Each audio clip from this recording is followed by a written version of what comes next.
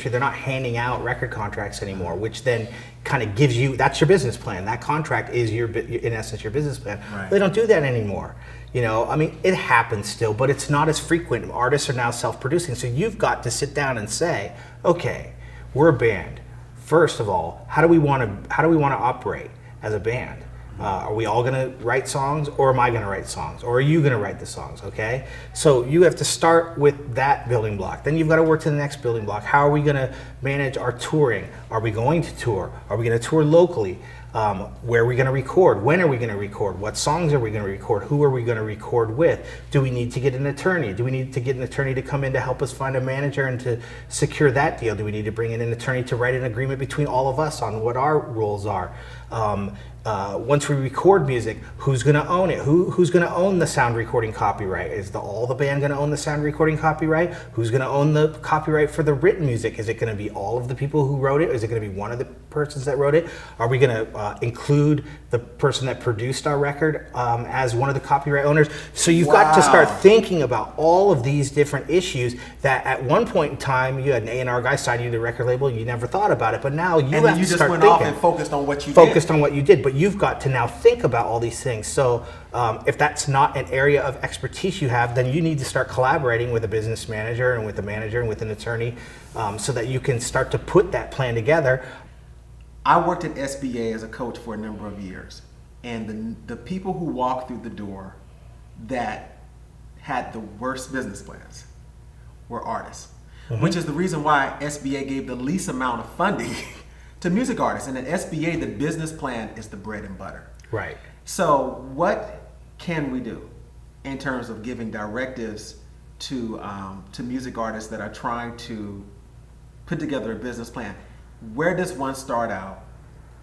What would you recommend that they do before coming to you? Sure. To help them arrive at the answers to that dizzying array of questions with regard to, all those things you just mentioned. Absolutely. What would you suggest that they do? Okay, this is a really, really, really important point.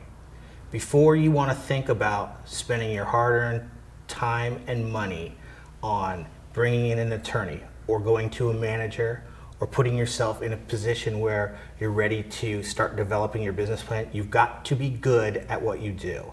So develop those skills first.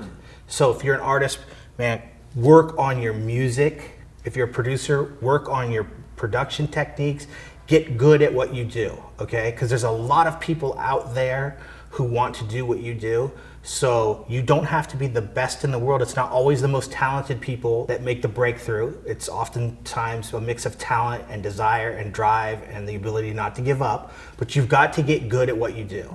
Wow, and what a novel and refreshing answer that is, because most attorneys, they would have said, bring me your ideas and pay me to do a business plan for you for about $1,000 and go from there. No, until you're ready to go, I'm not gonna take your money. I'm not gonna put you in a position where you're gonna fail. If you had to give a list of action items Yes. for people to do right now with regard to becoming more entrepreneurial minded, what would it consist of? Okay, the first action item I have for you is join the team. Meaning figure out who you need on your team to help you succeed. Is it going to be band members? Is it going to be people to help you make a movie? Is it going to be financial investors? Is it going to be an attorney? Is it going to be an accountant? Figure out who you need for your team, and then go out and find those people so that you have a solid team of trusted advisors, a solid team of creative collaborators that you can work with to take whatever it is that you want to do to the next level. So having a team, incredibly important. Number one. The second thing, and we didn't really talk about this too much in the interview, is be prepared to fail.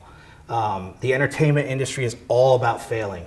Nobody that you know, that you listen to, that you see on the television screen, that you see in the movie theater, none of them are automatic success stories. They've all failed at some point in what they've done, okay? Whether it be small failures from not getting a part to huge failures, hiring the wrong person and having that person swindle you out of hundreds of thousands or millions of dollars. Everybody in the entertainment industry fails. You need to be prepared for failure. You need to anticipate that you are going to fail, and you need to figure out how you are going to overcome that failure so that you can continue down the path to success. The third thing that is really, really important is that you've got to be passionate and you've got to maintain that passion. And I think these 3 points are all tied together because things like failing are going to knock you off that train, and we don't want to kill that passion.